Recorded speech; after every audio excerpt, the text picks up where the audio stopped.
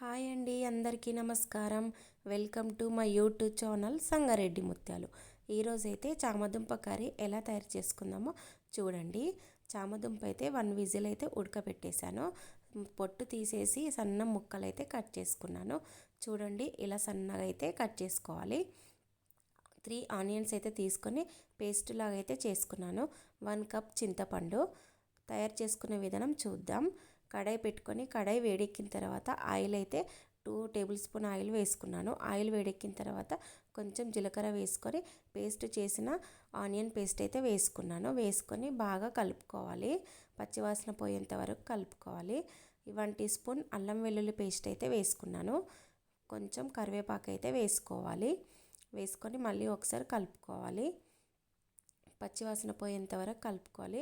Onion paste బాగా మగ్గనివ్వాలి. ఇప్పుడైతే 1 టీ స్పూన్ కారం అయితే వేసుకున్నాను. టేస్ట్కి సరిపడా సాల్ట్ అయితే వేసుకోవాలి. మళ్ళీ ఒకసారి కలుపుకోవాలి.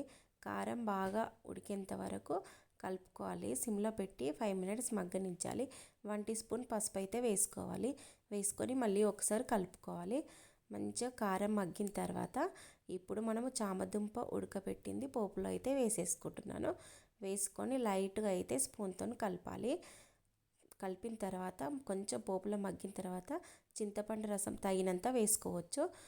మగ్గేటప్పుడు మంచిగా ధనియా పౌడర్, జీలకర్ర మెంతుల పౌడర్ అయితే వేసుకున్నాను. చూడండి, ఎంతగా టేస్ట్గా అనిపిస్తుంది. చూస్తేనే నోరు ఊరిపోతుంది. చూస్తే చాలా టేస్టీగా ఉంటుంది. లాస్ట్లో అయితే బాగా ఉడికిన తర్వాత కొత్తిమీర అయితే వేసుకోవాలి. చాలా బాగుంటుంది. వేడి వేడి రైస్కైనా చపాతీకైనా జొన్న రొట్టెకైతే ఇంకా బాగుంటుంది. ఈ వీడియో మీకు నచ్చితే లైక్ చేయండి, షేర్ చేయండి.